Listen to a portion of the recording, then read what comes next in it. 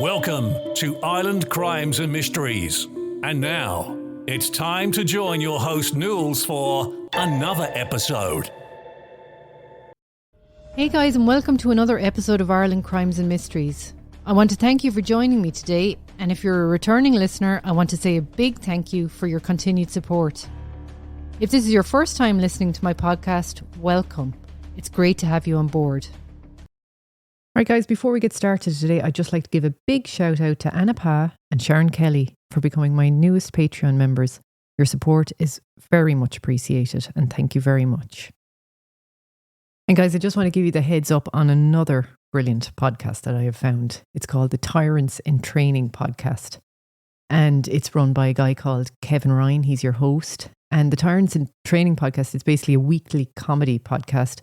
And it asks its guests what they would do if they were a tyrant of their own country. So if you want a bit of lighthearted laughs, go over and listen to Kevin and all his guests. So listen to his trailer here and he'll explain for you. Hello, I am Kevin. I am the host of the Tyrant in Training podcast. It's a improv comedy podcast, and to help explain what exactly it is, I brought along my fiancée Celine. Hello. Well done. Okay, Celine, what is the Tyrant in Training podcast about? It is a podcast where you bring on guests and you ask them what they would do if they were ruling their own country, and you ask a bunch of fun questions. There's loads of questions like what would be the name of their island and what political scandal would they be involved in? So here's what happened. I don't know the words to Gangster's Paradise. The money will go back to the homeless eventually. Celine, laugh. Perfect. You can listen to the Tyrant in Training podcast on Spotify, Apple Podcasts, anywhere you get podcasts. You can find Tyrant in Training on its website, tyrantintraining.podcast page. You can also find me online at Kev Ryan Person. Listen and wonder why am I interviewing these guests who have awful opinions. Today's case takes us to Toormore, which is nestled near Schull in West Cork. Toormore is an enchanting spot that blends natural beauty with rich history. This quaint area is a hidden gem along Ireland's rugged coastline, offering a perfect escape for nature lovers and history enthusiasts alike. One of the main attractions in Toormore is its spectacular coastline, featuring stunning beaches like Ballyrasode Beach, which forms an inlet within the larger Toormore Bay, which in itself boasts stunning views. The sandy beaches are ideal for leisurely strolls, while the clear waters beckon swimmers. For those interested in exploring the underwater world, nearby in Schull, diving opportunities abound with fascinating marine life, reefs and historical shipwrecks to explore. You can also go whale watching, and if dolphins are your favourite, there's plenty of them there too. Schull is only a short drive from Toormore and is a vibrant village that's bursting with charm. The bustling social scene here is a delightful mix of cosy pubs, delightful cafes and artisan shops. It's an ideal place to savour the local cuisine, enjoy a pint of Guinness and soak up the friendly, welcoming atmosphere. History buffs will find plenty to marvel at around Toormore. The area is dotted with ancient landmarks, including the famous Altar Wedge tomb, a testament to the region's prehistoric past. It is a wedge-shaped gallery grave and national monument dating back to 3000 to 2000 BC. There are also remnants of old stone cottages and structures that tell tales of Ireland's rich heritage. For those seeking adventure, the surrounding landscape offers numerous hiking trails with breathtaking views of the ocean and countryside. Mizen Head, located a short drive away on the Mizen Peninsula, is a must-visit for its dramatic cliffs and historic Mizen Head signal station, offering stunning panoramic views. It is regarded as the most southerly point of the country. For seafarers coming across the Atlantic, it is the first sight of Europe. On Mizen Head, you can visit the old signal station, which is now a museum, and the lighthouse, which was once manned with the last lighthouse keeper withdrawn in March of 1993, when the lighthouse was converted to an automatic operation. Fastnet Lighthouse is 4.5 miles southwest of Mizen Head, out to sea, and was the last sight of Ireland for immigrants heading to America. In essence, Toormore and its surrounding towns and villages are a delightful blend of natural beauty, historical intrigue, and warm community spirit. Whether you're exploring its beaches, delving into its history, or mingling with locals in Schull, this enchanting corner of West Cork promises a memorable experience for every visitor. And one such visitor who fell in love with this little gem in the heart of West Cork was a French lady called Sophie Toscan du Plantier. Local people in Schull are shocked by the incident. They say there's been no indication of any crime in the Toormore area before, not even break-ins. Gardaí in Schull are tonight preparing for a full-scale murder hunt over the Christmas period. Gardaí in County Cork are treating as suspicious the death of a woman whose partly clothed body was found this morning. She's understood to have been French and to have owned a holiday home. Sophie Toscan du Plantier was a 39-year-old French TV producer and filmmaker and talented writer who worked in the press department at Unifrance since 1983 before leaving that job to establish herself as an independent filmmaker, shooting documentaries about the arts. Born on the 28th of July 1957, she lived in Paris with her husband Daniel, whom she married in 1991, and she was a devoted mother to her son Pierre from her first marriage, which had ended in divorce in 1983. She was raised amidst the cultural richness of French society, and this instilled in her a deep appreciation for the arts and storytelling from a young age. She pursued her passions with vigour, eventually becoming a very respected figure in the world of French cinema, often collaborating with her husband, who was a celebrated French film producer. Their personalities could not have been more different. He enjoyed the hustle and bustle of city life and mixing with celebrities and politicians alike, while Sophie did not care for this lifestyle. Celebrity did not excite her. Known for her warmth and intellectual curiosity, her work reflected a unique blend of sensitivity and insight, qualities that earned her respect and admiration within the industry. But despite her thriving career, Sophie was a quiet, reserved person who valued her privacy. But despite her busy home life and career, Sophie also appreciated simplicity and tranquility. And this is what drew her to the rugged landscapes of West Cork. Her home in Toormore became her retreat from the busy life in Paris, where she could indulge her love of reading and poetry. The house stood on a hill, had a sea view overlooking Dunmanus West, with the Fastnet lighthouse light visible on a clear night from her bedroom. Here she would find solace and inspiration, nurturing her love of nature and quiet reflection. But this tranquility and solace would be interrupted in the most devastating way on the 23rd of December 1996.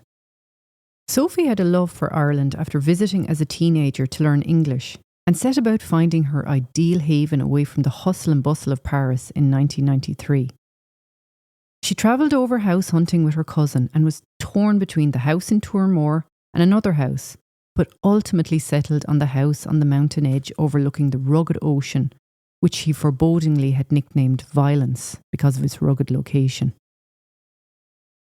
Her cousin had reservations because of its remoteness, but for Sophie, the house in Toormore was ideal. The remote village was charming, the countryside stunning. The house itself was a traditional Irish cottage with rustic charm and warmth. Although remote, the cottage was exactly what Sophie was looking for.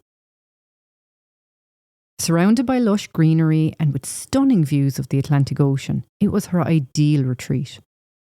She was not only drawn to it for the picturesque setting of the house, but also for the welcoming and tight-knit community that was West Cork. A regular visitor to O'Sullivan's bar on every visit for a tea and a scone, she would chat to the owner in both French and English. In fact, she was in there that day, and he was probably one of the last people to speak to her. This place in a remote part of Ireland was a place Sophie could relax and find solace away from the spotlight, which, being married to a renowned film producer, meant a lot of red carpet events, which, as I said, was not really Sophie's cup of tea. She became well known in the local community, on first-name terms with lots of the locals. She loved the Irish people and the way of life in rural Ireland. She was a regular visitor to the area with her son Pierre, who owns the cottage to this day. But her husband Daniel only visited once.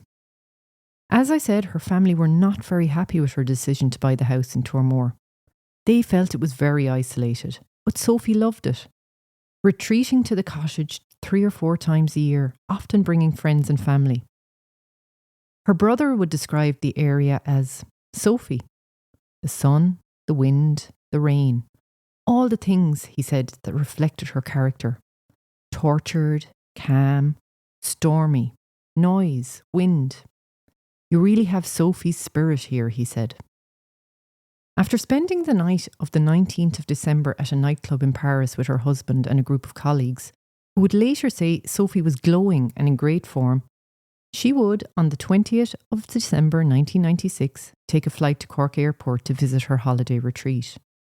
According to her aunt, Sophie asked various people if they would go with her, including her friend Agnes, who had to decline because her mother was visiting, and her aunt, who could not because she was sick, saying she regrets it to this day.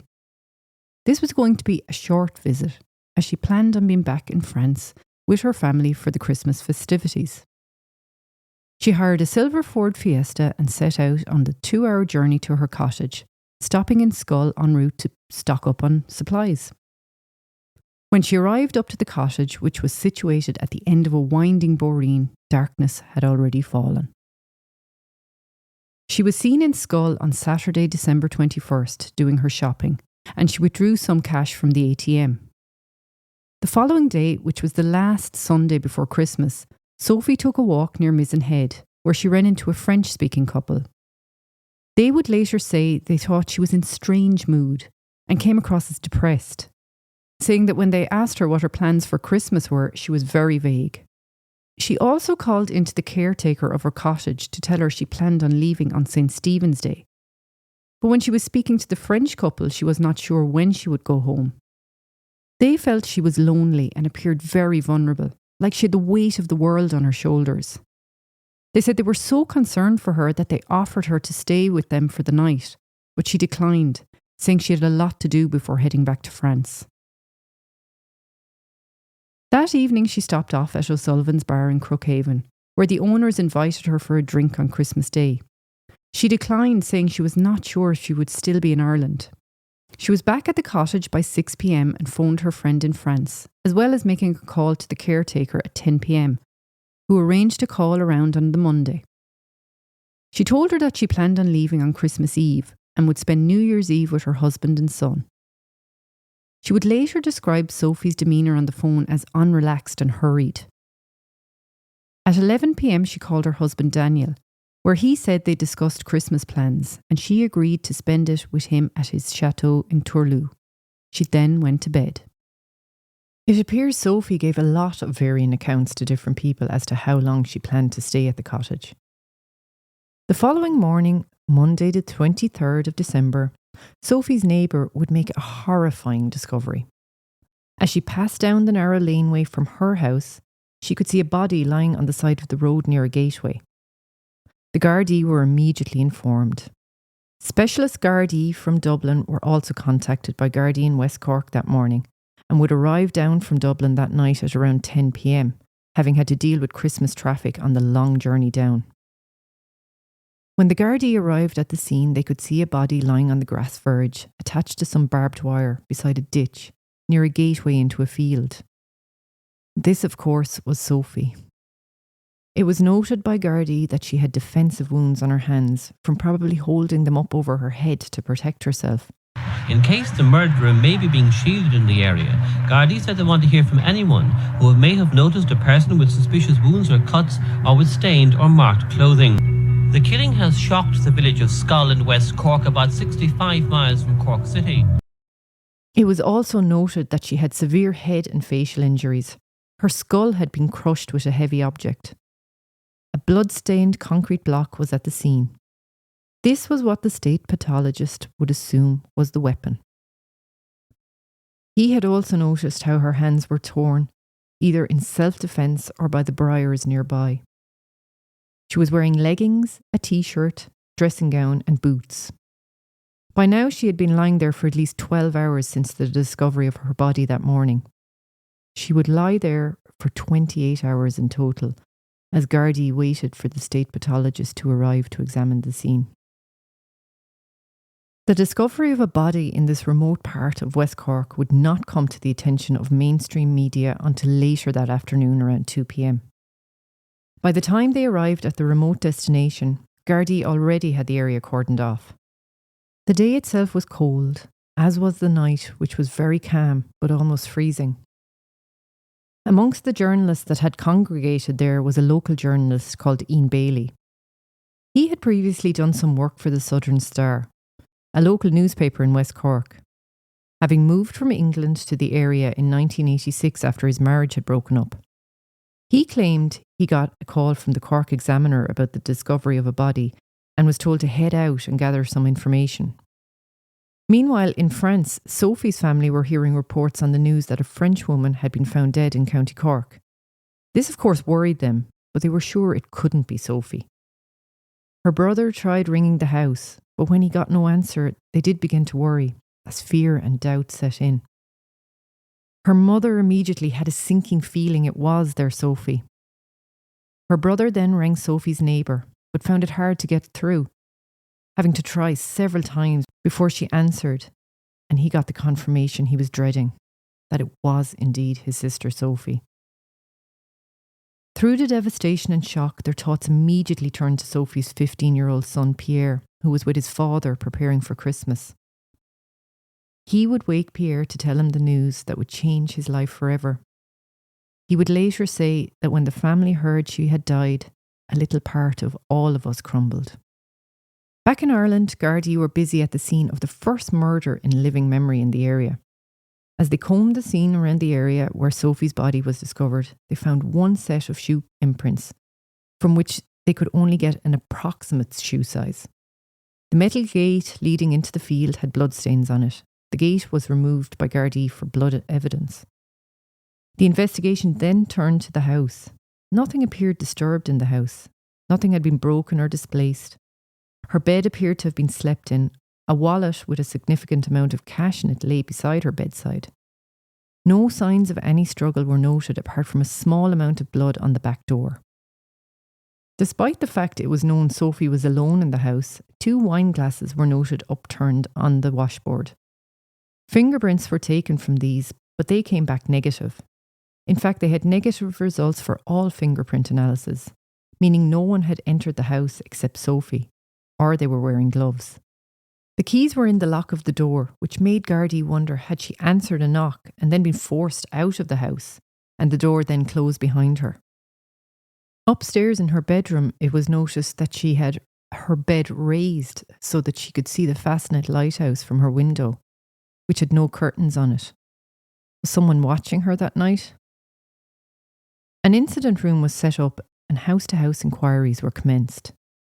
Houses in the radius of 10 miles were visited by Gardaí in an effort to find any witnesses and know the whereabouts of the people that lived in them on the night. They interviewed over 1,000 people, and of course this sent the investigation in different directions as stories of certain people who were acting odd on the night were passed on to the Gardaí. Meanwhile, forensics were busy testing the blood evidence. As it was 1996, DNA evidence was in its infancy. But the tests just showed that the blood on the gate and the blood on the concrete block were all Sophie's. Initially, Gardaí had about 54 suspects and eventually narrowed that down to 10.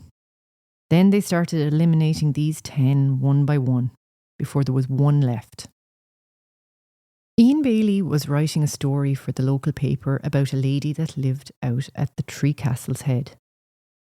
She allegedly told Ian that Sophie had visited her on the Sunday before her murder. She apparently told this lady that she had a very strange experience at the Three Castle Head, which again is an isolated area by a lake where some castle ruins stand. She told the lady, who said Sophie appeared very scared, that she had seen the apparition of a lady in white out at the castle ruins. Local legend says that if you see the lady in white, it means you're going to die in the next few hours. The lady she had visited was not Irish and did not know about this legend, and said that if she had, she would never have left Sophie leave the house. Ian also became the first port of call for some of the French journalists that were unfamiliar with the area. They described him as very helpful, saying he seemed very knowledgeable on the case.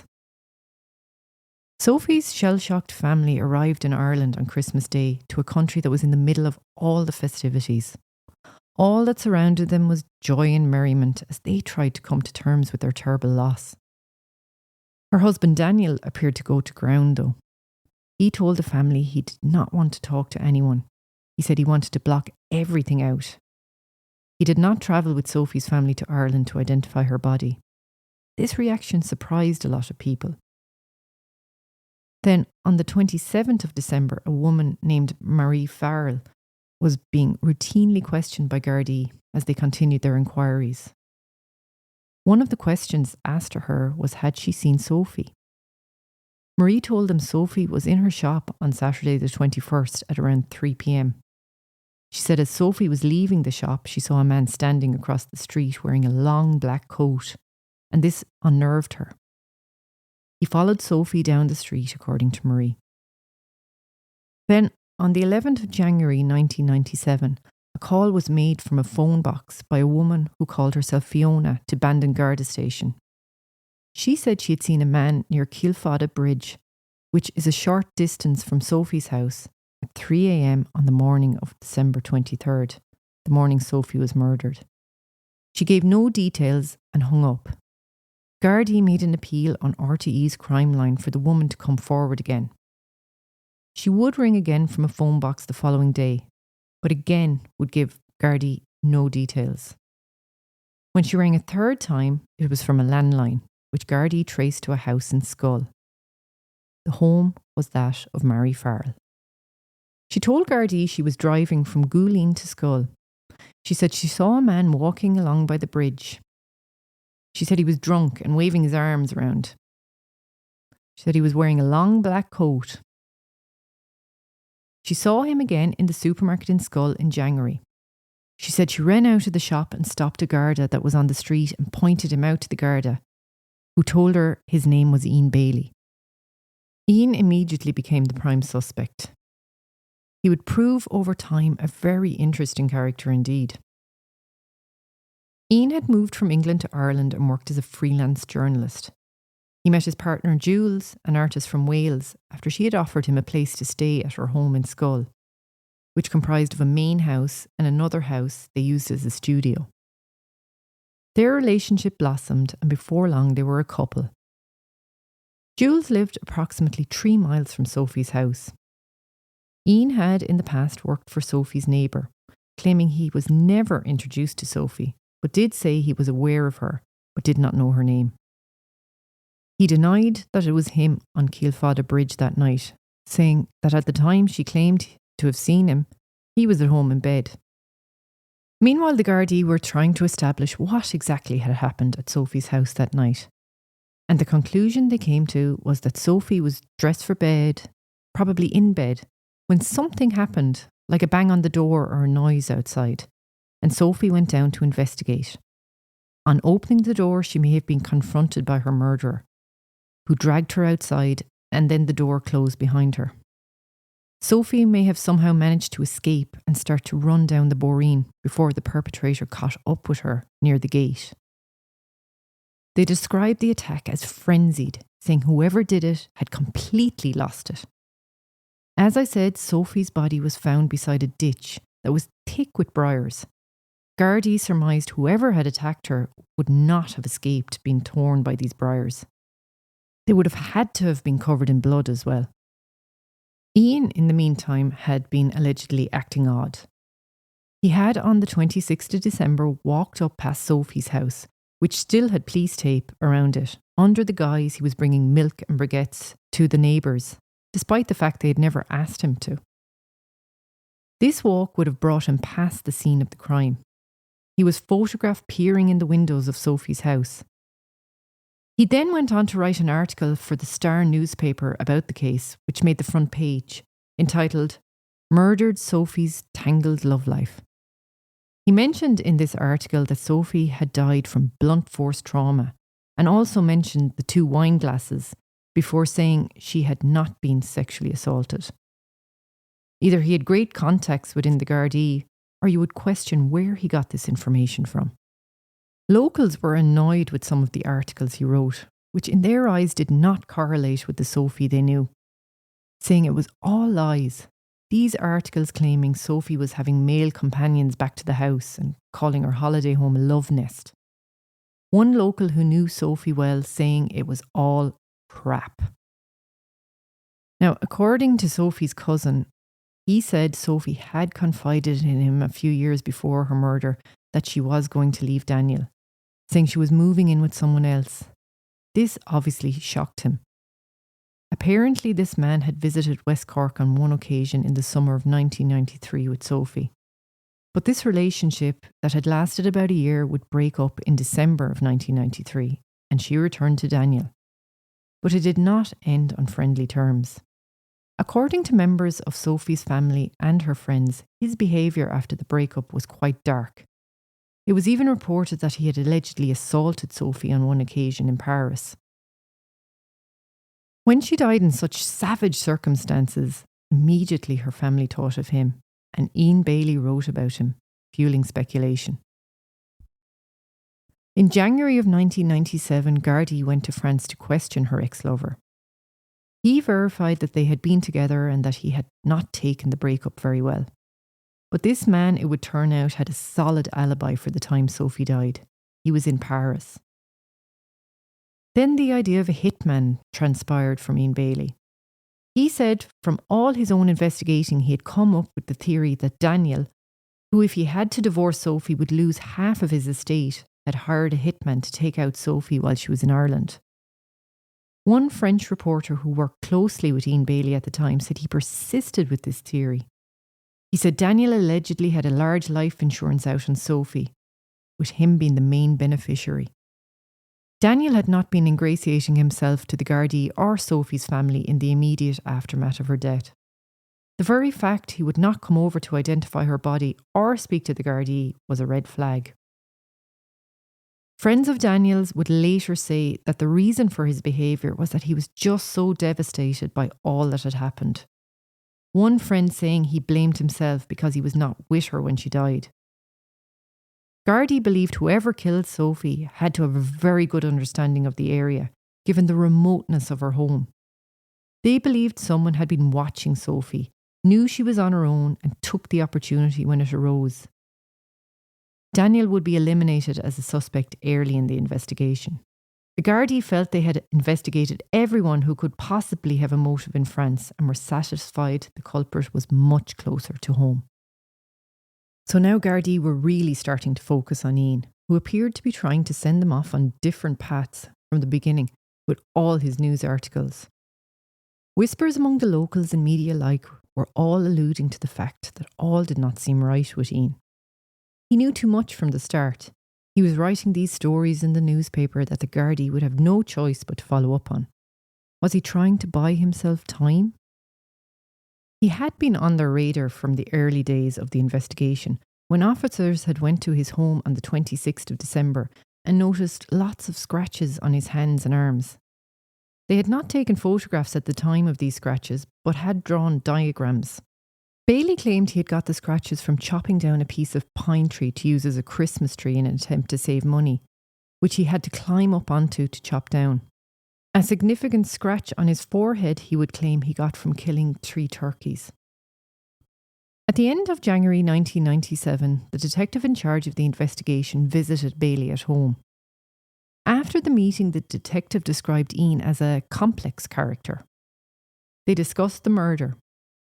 Ian claimed the detective told him he was going to place him at Keelfodder Bridge at 3 a.m. on the night of the murder, which the detective denies, claiming it was another of Ian's fantastical stories. The detective said when he asked Ian who he thought had done it, he was still running with the notion it was a professional hitman from Paris working for Daniel. Locals would call Ian a big man, a striking man, very self-assured. Others would call him strange, overconfident, theatrical, aggressive. He would stand up in the pub and tell everyone to listen to him as he would recite his own poetry, some people referring to it as drivel. He seemed desperate for attention and admiration. Some locals said people were actually afraid of him. He would walk around ranting and raving, throwing his hands in the air for no reason, allegedly. He was unpredictable. It was said that the locals were not too fond of him. But as many also said, that does not make you a murderer. 7 weeks after Sophie's murder, Gardaí arrested Ian as he sat in his studio typing. He was taken to Bandon Garda station. Ian claimed the Gardaí were very threatening, telling him that if they can't pin it on him, he is finished in Ireland, or he would be found with a bullet in his head, a claim the Gardaí in question deny. Gardaí would have 12 hours to question Bailey. Then he would have to either be charged or released. Bailey denied every accusation put to him. He was asked about the scratches, his movements, which according to Gardaí were sketchy. Sophie's body had been discovered at 10 a.m. on the morning of the 23rd of December.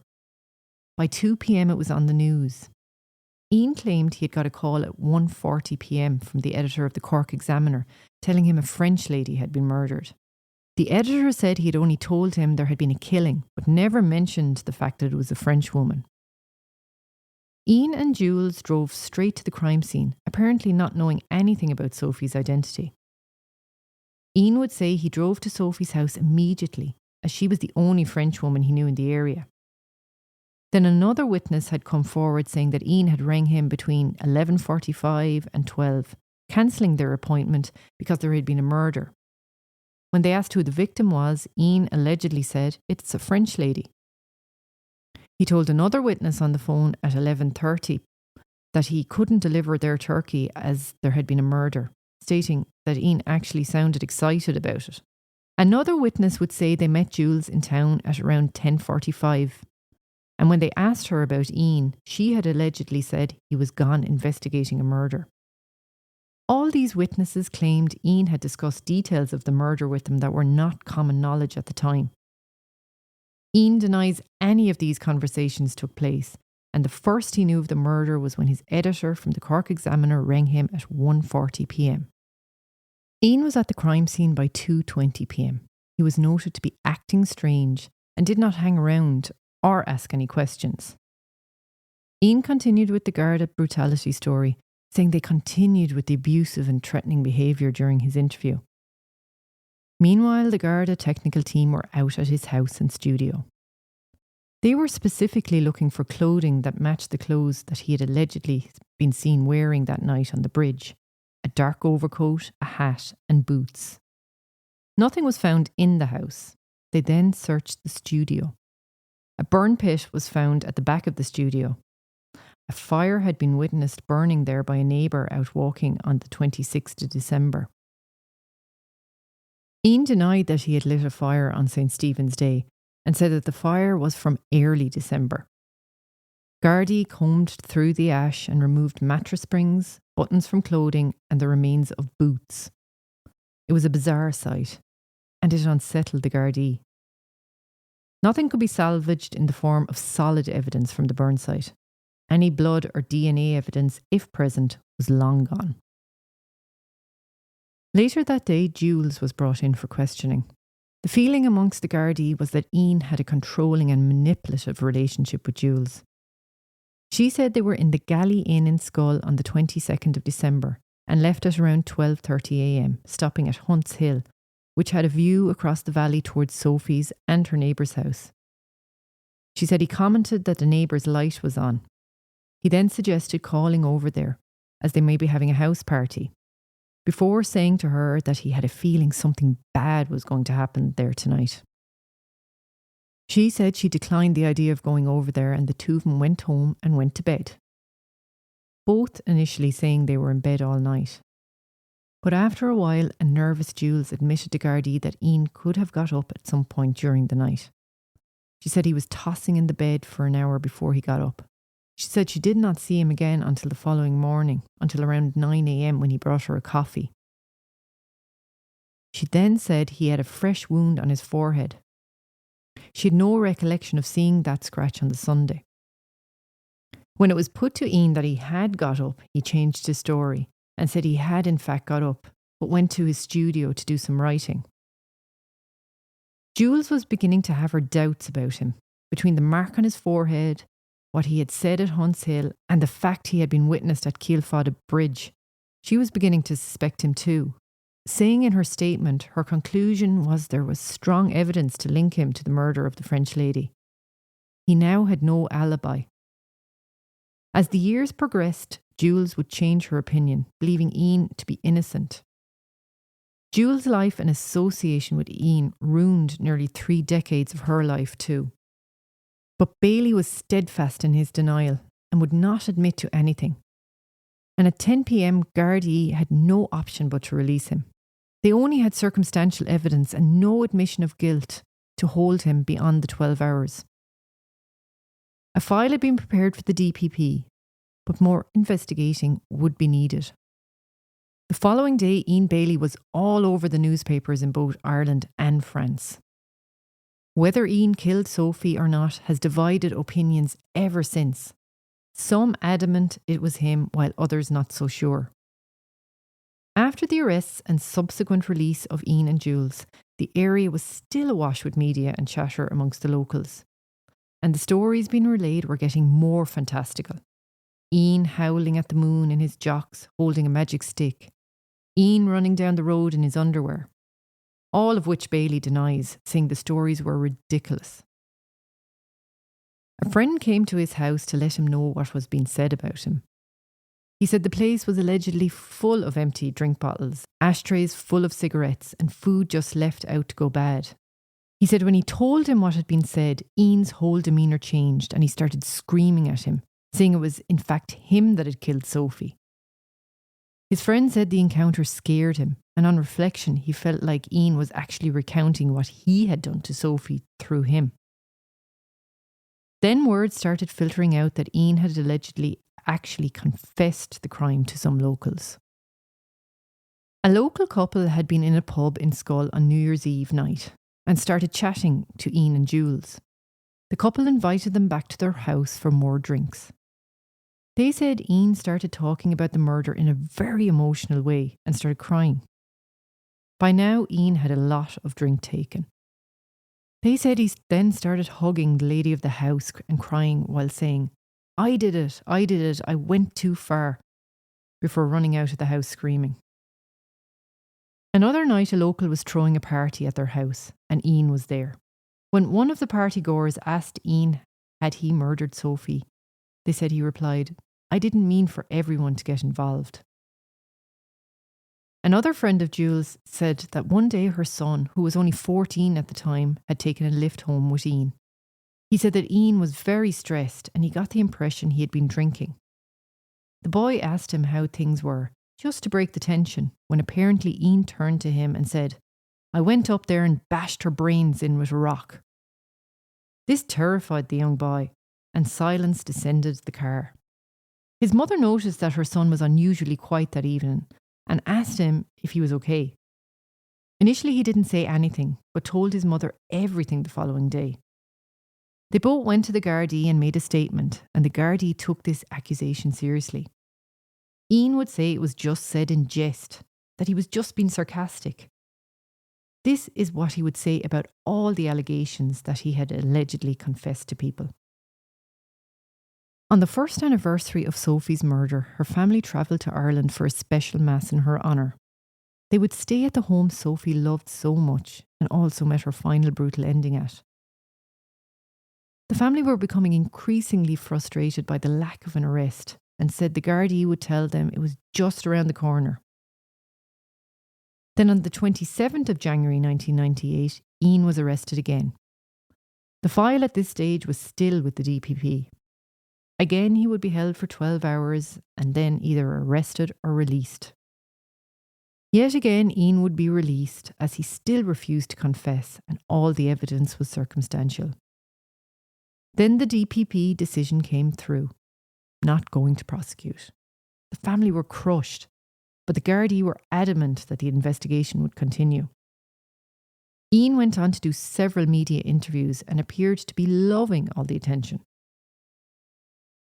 Years would go by and all appeared to go quiet. Then in December 2003, Ian Bailey, claiming that the newspapers were printing the most ridiculous lies about him, sued 7 Irish and British newspapers for libel. The trial was held at the courthouse in Cork City. Because he had sued the newspaper, they would be granted access to the Garda files, and suddenly witnesses who had given Garda statements found themselves in court and front and centre of a media storm. A lot of details came out during the case. All the evidence laid bare that had not been public knowledge previously. The confessions, the eyewitnesses, one of which was to be Marie Farrell. Unwittingly, it felt like Ian had put himself on trial without intending to. It turned into a car crash for him. Marie had, in a previous interview on TV, said she was 110% sure it was Ian Bailey at Keelfada Bridge. She came across as a credible witness. She said he had later come into her shop and said to her, "I know you saw me on the bridge." She would say that Ian had been harassing her, trying to get her to change her statement, and made several official complaints about him harassing and trying to intimidate her to the Gardaí. She said he had told her she needed to retract her story and say that the Gardaí made her say what she had said, adding that he had made her life hell, the intimidation going on for months, and she feared for the safety of herself and her children. It would also come to light in court that he had intimidated other females in the area, allegedly. Then the court heard about his relationship with Jules. It came out in court that he had allegedly beaten her so badly on one occasion that she nearly lost her eye and clumps of her hair had been pulled out of her head. Her lip was split, requiring 8 stitches, and her face all bruised. Her daughter had run to a friend's house who came back with her and witnessed Jules in this state. Ian could not deny it and tried to explain it away by saying they had both been drinking and that it was Jules who had grabbed him. He said when he pushed her away, he hurt her. He said the drink had made him lose control. This would seemingly become commonplace for Jules to have visible bruises and black eyes. Jules would never press charges though. According to the witness, this savage attack on Jules happened approximately 6 months before Sophie died. Ian would say he took full responsibility before adding, "It takes 2 to tango." Ultimately, the judge ruled against Ian Bailey and would even go on to call him a violent man. A verdict her family were very happy with. It gave them hope that the DPP might reconsider his ruling. Everyone waited with bated breath for Ian to be arrested, given everything that had come out in court. But this arrest would not come, the DPP saying he had no plans to prosecute. In France, a group called the Association for the Truth About the Murder of Sophie Toscan du Plantier was founded by Sophie's uncle. And along with her son Pierre and others who knew and loved Sophie, they are resolute in their search for the truth. Disgruntled by the Irish system and feeling the killer was getting away with murder, the association was founded in September 2007. They would hold monthly meetings. They went about trying to find a way to get Ian Bailey convicted. In Ireland, which bases its system on the British justice system, guilt has to be proven beyond a reasonable doubt. But this is not the case in France, where all the evidence you have is taken into account and then a decision is made. And so the legal fight in France began. A French investigation would begin in 2008, with Sophie's remains exhumed from the family crypt in the village of Cambrai as part of the new investigation.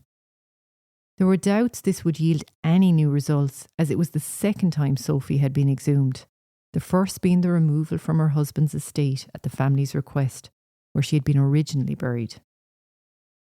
Then out of the blue, and in what would prove a real blow to the case, Marie Farrell withdrew her statement, saying everything she had said was false. The reason she would give was that she was with a man who was not her husband on the night she said she'd seen Bailey. She said if it came out, she was afraid her marriage would be over despite the fact she said she was not having an affair.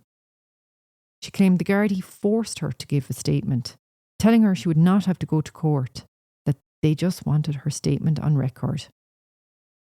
She said she withdrew her statement because she was at the end of her tether. But Gardaí were always at pains to say that it was she who had come to them with the story. They never approached her. When it was put to her, was Ian Bailey intimidating her like she had previously said, both to the Gardaí and in the libel case, she denied that he was. The family still maintain Bailey somehow got to her, but of course there is no proof of this. Of course, this all played into Ian Bailey's hands, as now a witness was agreeing with him when he spoke about Gardaí intimidation and corruption. Many feel the Gardaí did not handle the whole investigation very well from the beginning. The crime scene was not preserved and was trampled on by people. Evidence had gone missing. The bloodstained gate that had been taken into evidence had disappeared. Gardaí had admitted mistakes were made but vehemently deny any type of corruption. Then, in December 2011, 15 years after Sophie was murdered, it emerged why the DPP did not prosecute. The DPP felt the evidence did not come near warranting a prosecution, concluding the Garda investigation was flawed and prejudiced against Ian Bailey. He questioned the credibility of the witnesses. He put Ian's admission of guilt down to sarcasm. He fobbed off Ian's history of violence towards women by saying, "Such violence is not uncommon." Over in France, the investigation pressed on, and they now had the case file from Ireland, which had been read through by a magistrate in Paris. In December 2014, Ian would then sue the Irish state, saying he was wrongly targeted as a suspect in the murder. Mary Farrell would be called as a witness. She was asked about the man that she was with that night, but Marie refused to answer. But as they tried to put more pressure on her to answer, she dramatically got up, grabbed her bag, saying she was sick of it all, and left the witness stand and walked out of the court, leaving everyone with their jaws on the floor.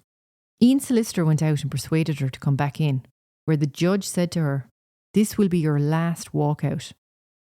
He told her she had to give the name of the man and told her to name him. She named a man, but this transpired to be a lie. Lawyers said to the court that Marie was lying and changing her story so much that she was not a credible witness for the court. This, of course, damaged Ian's case immeasurably, and he ended up losing the court action, leaving him with millions to pay for costs. Years later, a witness came forward, an Italian woman who had befriended Nules, who said she stayed with the Baileys the day after Sophie was murdered. She said she remembered the scratches on Ian's hands and arms, and that they could have been made by briars. She said she remembered taking a shower, and she noticed a large bucket in the shower with a dark winter coat soaking in it. None of this, of course, can be substantiated. A close friend of Sophie's also, years later, recalled a conversation she had had over the phone with her after she had arrived in Ireland. She said she had blocked it out after her death as she was so grief-stricken, and it only came back to her when she joined the association in Paris. She said that Sophie had told her about a man who wanted to meet her about a project about poetry. She said Sophie found him strange. Her friend advised her not to see him alone and only in a public place. She also mentioned this to a film producer friend called Guy Gerard in France before her trip to Ireland, telling him she was due to meet this man who lived in Skull and who was a writer. He said it has deeply affected him ever since, that conversation the night before she left. He said at first he thought she was talking about a British film producer that he actually knew and said to her he had seen his film. Sophie said to him, "You could not know him. Owen Bailey lives next door to me in Cork." Going on to say he was a writer, a journalist and a poet, and he had a special interest in stories of domestic violence. Was this Ian?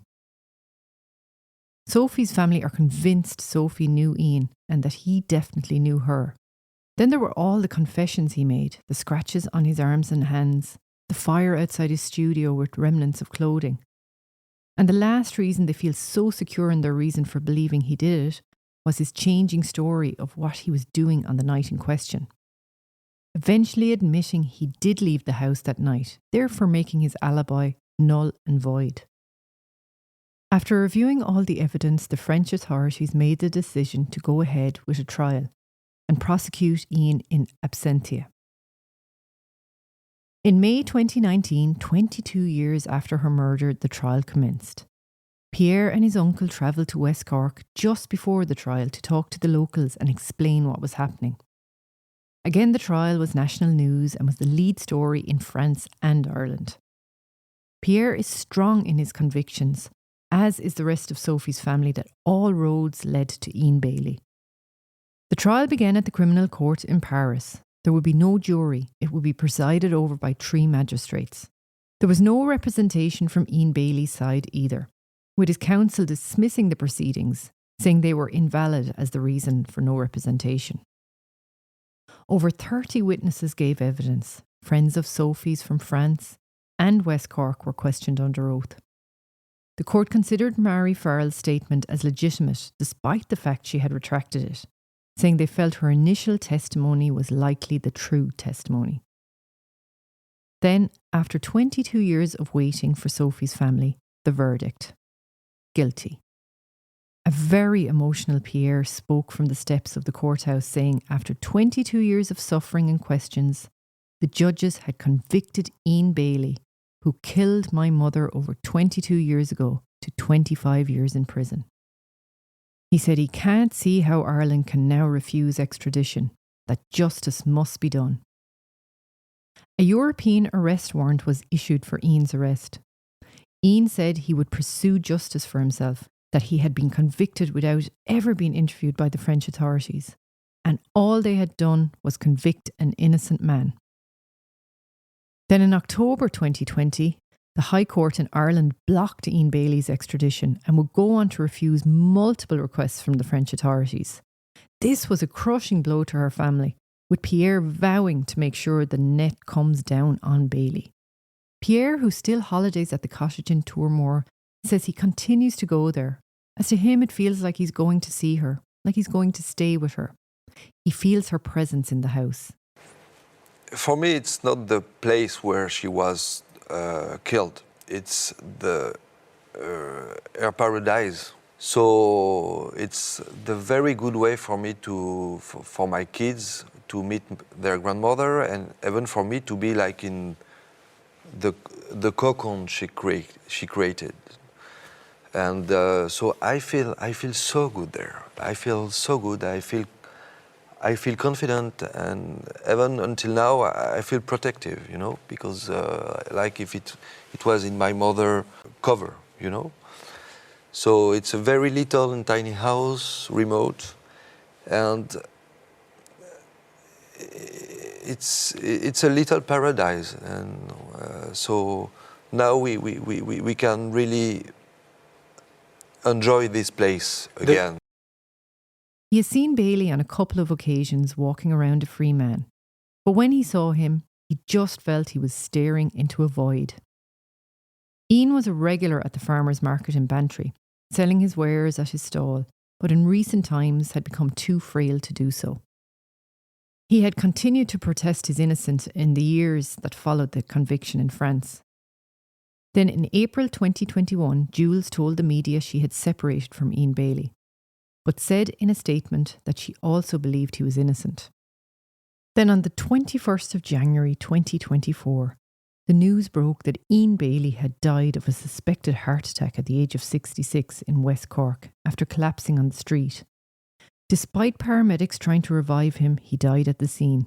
He had previously been treated in hospital in September of 2023 for 2 heart attacks. A few days after his death, local Gardaí, as well as detectives from the cold case review team, carried out a search under warrant of the flat he was living in Bantry. They spent several hours at the flat and seized a large quantity of items, including a laptop, memory sticks, personal notebooks, and personal items for a DNA profile. On recording this podcast, there are no updates on what was found on these items. Pierre appeared on Irish television after Ian's death and said, "I've been fighting for 27 years and it's finally game over. There is no happy ending, but it's game over." I've been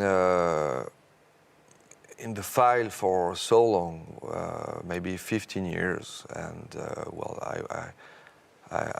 I went to the Paris Criminal Court in 2019, and I've been sitting in this court for 5 days, 8 hours a day through the file with the judge, with all the professional, with the policemen, Irish policemen coming in and speaking what they're feeling, what they know, what they see, what they...